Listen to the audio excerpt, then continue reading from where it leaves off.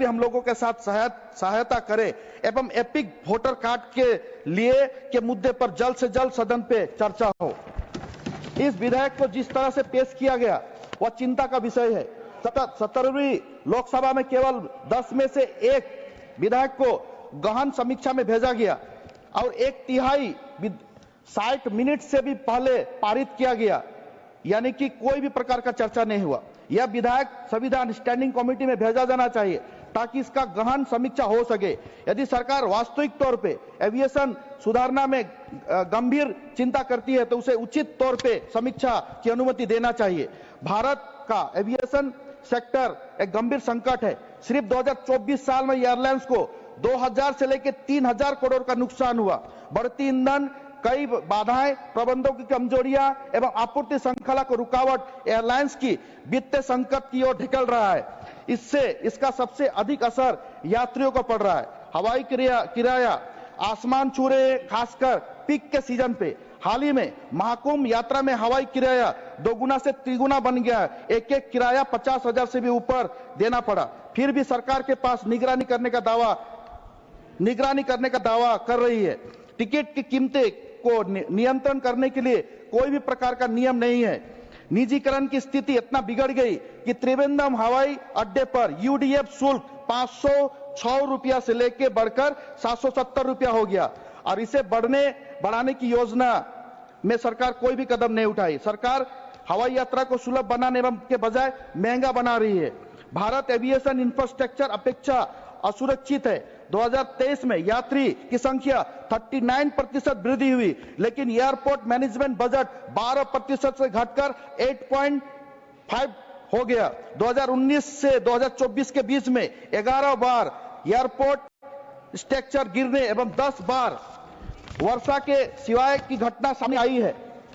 सरकार जब हवाई यात्रा को विस्तार के दावे कर रही है तो उड़ान योजना के तहत केवल आधे मार्ग क्यों है? 3 वर्षों के भीतर 114 मार्ग को बंद किया गया। देश भर के प्रमुख हवाई अड्डे पर 164 विमान परिचालन बाधाओं के कारण जमीन पर खड़ा हुआ है। यदि इनका उपयोग होता है तो हवाई किराया कम होगा एवं कनेक्टिविटी बेहतर होगी, लेकिन आवश्यक यात्रियों की एयरलाइंस दोनों को नुकसान पहुंचा रही है। पायलट की सुरक्षा, पायलट की एक महत्वपूर्ण सुरक्षा का मुद्दा है। 2023 में 2 भारतीय पायलटों की अत्यधिक कार्यभार एवं थकान के कारण मृत्यु हो गया। इस दुखद घटना के बावजूद कार्य समय पर करने के लिए आवश्यक एक नए कोई कदम एवं नियम नहीं बनाए गए। थकान संबंधित घटना लगातार बढ़ती जा रही है। जब तक सख्त नियम लागू नहीं किया जाएंगे, पायलट एवं यात्री दोनों असुरक्षित रहेंगे। सरकार को किसी भी डिजास्टर से पहले आवश्यक कदम उठाना चाहिए। एविएशन केवल एयरलाइंस के बारे में, एविएशन का संपर्क रोजगार, पर्यटन, आर्थिक विकास से जुड़ा हुआ है। यदि इस समस्या का समाधान अभी नहीं किया गया तो भारत वैश्विक एविएशन हब बनाने का अवसर खो देगी। भारत को बातें करने के बजाय, सरकार को बातें करने के बजाय ठोस कदम उठाना चाहिए। भारत को एक ऐसा एविएशन उद्योग चाहिए जो सुरक्षित, किफायती एवं सुचारू एवं प्रतिस्पर्धा हो। हम सरकार को कहना चाहते हैं कि वेस्ट बंगाल के खिलाफ भेदभाव नहीं कीजिए। सिविल एविएशन मिनिस्टर यहाँ उपस्थित है, माननीय मंत्री को मैं बोलना चाहता हूँ, केंद्र सरकार के मंत्री को मैं बोलना चाहता हूँ, जल्द से जल्द कोलकाता से लंदन का फ्लाइट डायरेक्ट कनेक्टिविटी कराइए एवं हवाई सेवा को शुरू कराइए। धन्यवाद। Shri P Wilson ji.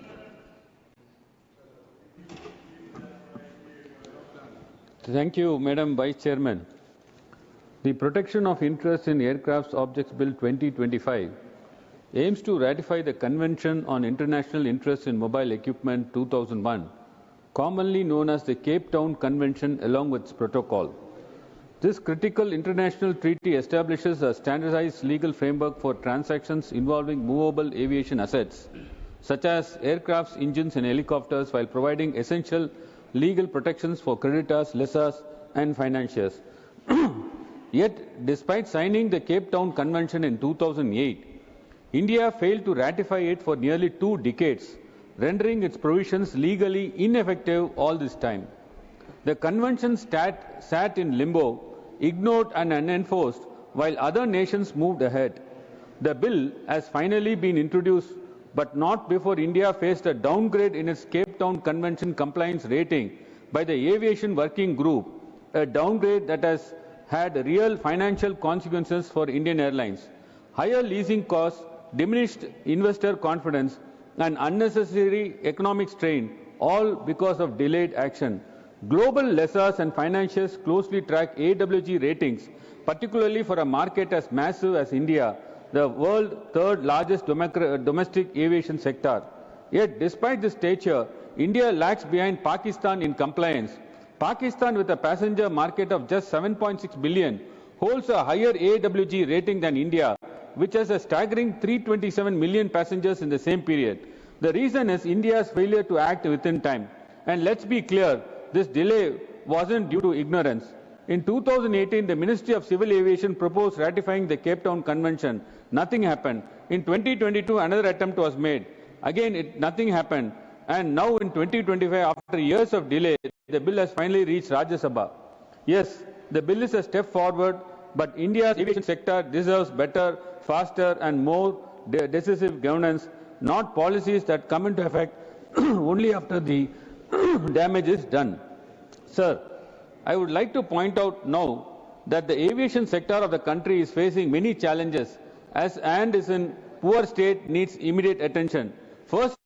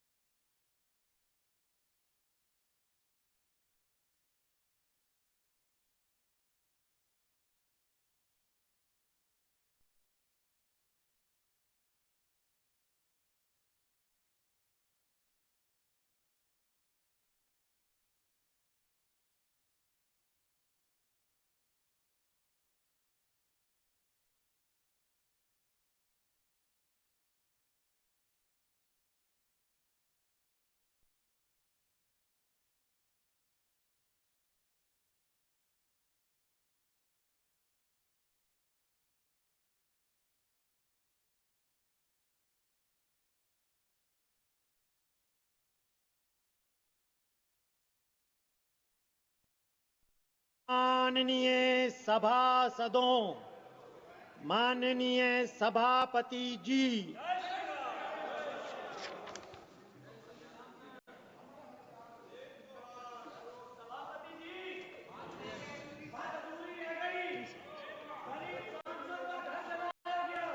Honorable members who have been permitted to raise matters under Rule 377 today may personally hand over approved text of the matter at the table within 20 minutes. Item number 16, Samudra Dwar Mal Vahan Vidak 2024. माननीय मंत्री जी. Respected Chairman, sir, I rise to move that the carriers of goods by Sea Bill 2024 to provide for the responsibilities, liabilities, rights and immunities attached to carriers with respect to the carriers of goods by sea and the matter connected therewith or related thereto be taken into consideration. वसंत जी. माननीय श्री विजय वसंत जी. माननीय श्री मुकेश दलाल जी. Honorable Speaker, sir, Yes, please. I rise to speak on the Carriage of Goods by Sea Bill 2024, which seeks to reenact the Indian Carriage of Goods by Sea Act 1925. The bill is significant as it aims to align Indian maritime law with international standards, particularly the Brussels Convention, and addresses the responsibilities, liabilities, rights, immunities, and related to the carriage of goods by sea. While modernization of legislation is necessary to keep pace with global trade dynamics, there are several concerns that needed to be addressed before this bill can be passed. Sir, one of the primary concerns is the lack of adequate protection for shippers and consignees. While the bill outlines the rights of immunities of carriers, Section 4 stands out as it does not impose a strong enough commitment on carriers regarding the seaworthiness of the ship. Sir, another issue arises from Section 7, which deals with bulk cargo weight declaration in the bill of lading. While industry customs are considered, the bill does not sufficiently address the risk associated with discrepancies in weight declaration. Sir, Section 9 of the bill empowers the central government to amend the schedule by issuing notification. While flexibility is important, this provision grants the government unchecked powers to make amendments without adequate consultation with industry stakeholders. This could lead to arbitrary decisions that may not reflect the interest of all the parties involved in the carriage of goods. Sir, while aligning with international standards, it is important for India's global trade as we ensure that the interests of our domestic shipping industries are protected. The bill could unintentionally disadvantage the Indian carriers, making it more difficult for them to compete in the global market. The exceptions under the Merchant Shipping Act 1958 should be reviewed to allow Indian carriers to engage effectively in international trade. So while the repeal of the Indian Carriage of Goods by Sea Act 1925 is necessary to modernize the laws, we must be cautious about the potential implications for contract and rights established under the old Act. Although Section 12 ensures that the repeal will not affect actions taken under the 1925 Act, we should ensure that this transition does not disadvantage smaller players or entitled with limited resources in the maritime industry. Sir, particularly contentious provisions in the bill in the limitation on the liability of carriers.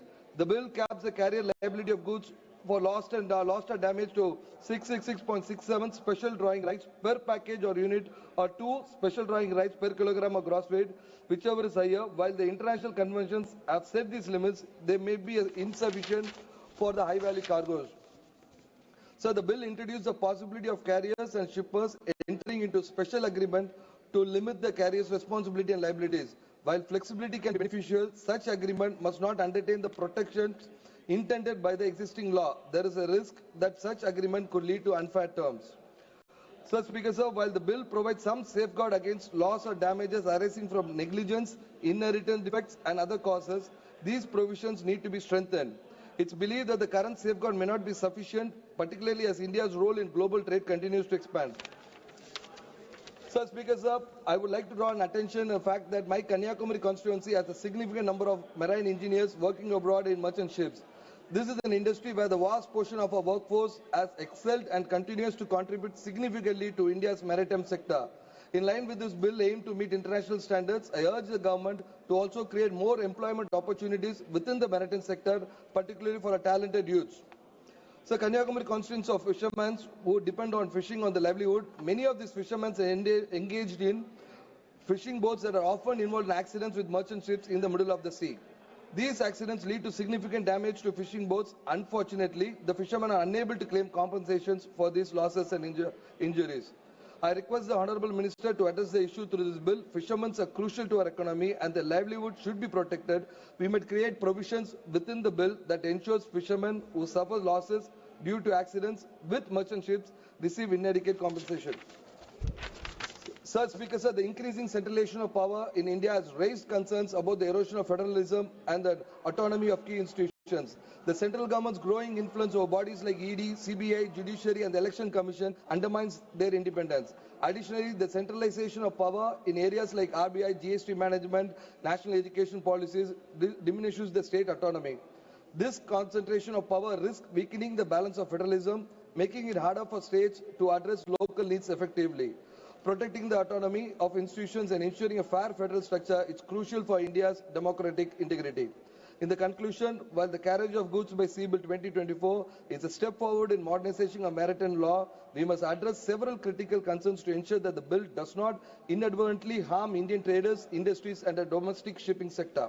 So the government must carefully consider the potential risk to domestic industries and the implications for stakeholders, ensuring that the final bill is balanced and serves the interest of all parties involved. I urge the government to engage more effectively with industry stakeholders and ensure that the final legislation is both comprehensive and fair. We seek a bill that modernizes the law while protecting Indian interests in global trade. Thank you, sir. Honourable Member. Honourable Member Sri Krishna Prasad ji. Honourable Speaker, sir, I express my support for the Carriage of Goods by Sea Amendment Bill 2024. Sir, it is appreciable that the bill aims to amend age-old rules with the Hague-Visby rules and their amendments as an attempt towards aligning Indian regulations with international standards and ease operations. This law ensures that we adapt to the evolving maritime trade.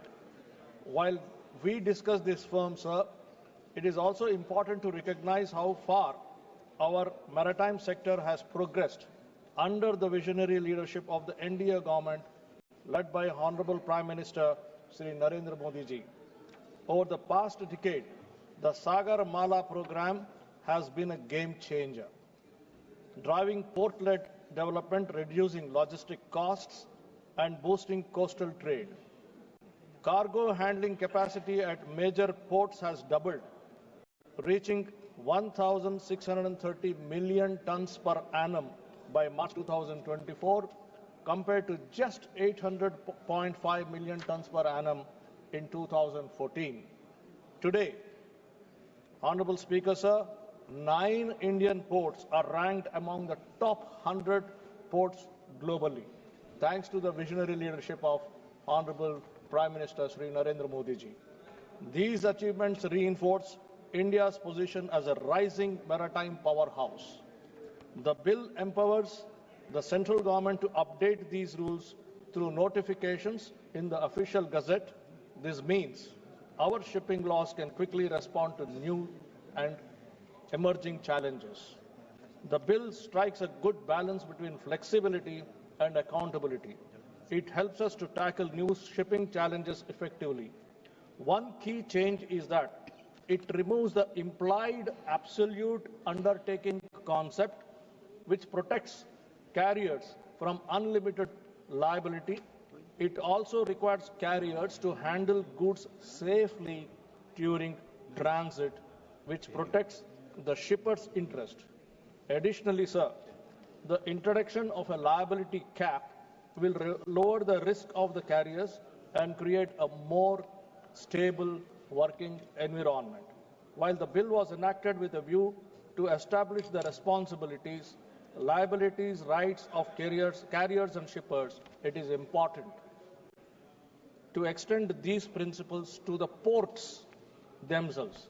The reason I say this is that in the recent revelations related to the Kakinada port in Andhra Pradesh, we have underscored the urgent need for clear responsibilities and oversight, sir.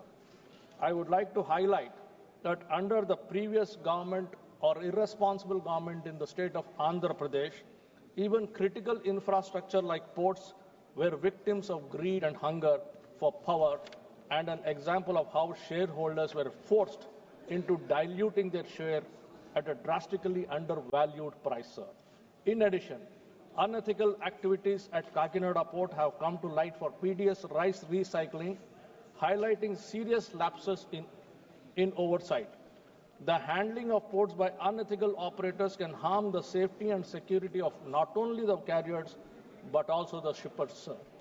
The implications of these actions extend far beyond financial discrepancies. They threaten the integrity and trust essential for our maritime operations, sir. Such activities have to be curtailed by the central government, sir. Now, I would like to suggest few recommendations to improve maritime trade in our countries. First, I urge the government to introduce electronic bills of lading in line with the Rotterdam rules. This would streamline documentation, reduce delays, and enhance India's competitiveness in the global maritime trade. Another recommendation I would like to make is regarding the non-vessel operating common carriers. They play a crucial role in cargo movement. They face challenges in securing space on international container ships.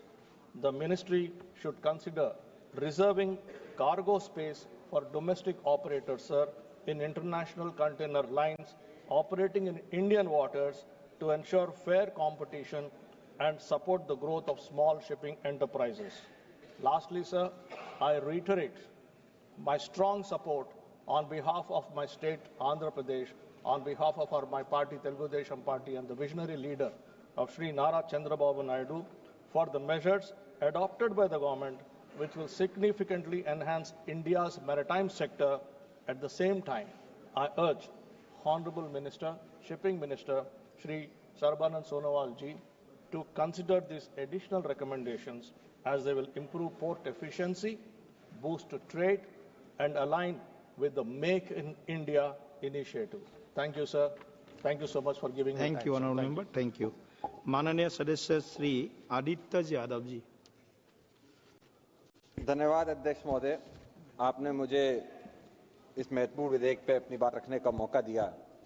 मैं सर्वप्रथम अध्यक्ष महोदय अपने party के नेता आदरणीय अखिलेश यादव जी का धन्यवाद दूंगा कि इतने महत्वपूर्ण विधेयक पे मुझे अपनी बात रखने का मौका दिया गया है। अध्यक्ष महोदय, माननीय अध्यक्ष जी, ये विधेयक देश के संपत्ति से खास, जैसा आपने देखा होगा, एक समूह को कहीं ना कहीं फायदा पहुंचाने के लिए बनाया जा रहा है। मेरा मानना है कि इस विधेयक के जरिए कहीं ना कहीं वो सारी नीतियां जो छोटे हमारे ट्रांसपोर्टर्स होते थे उनको दबाने का इस विधेयक के जरिए प्रयास किया जा रहा है। हमने पूर्व में भी देखा है कि किस तरीके से 2021 का जो बंदरगाह विधेयक था उसको लाया गया और गुजरात के अंदर जो एक कंपनी है उसी को सीधे तौर पे इसका फायदा देने के लिए वो विधेयक 2021 में लाया गया था।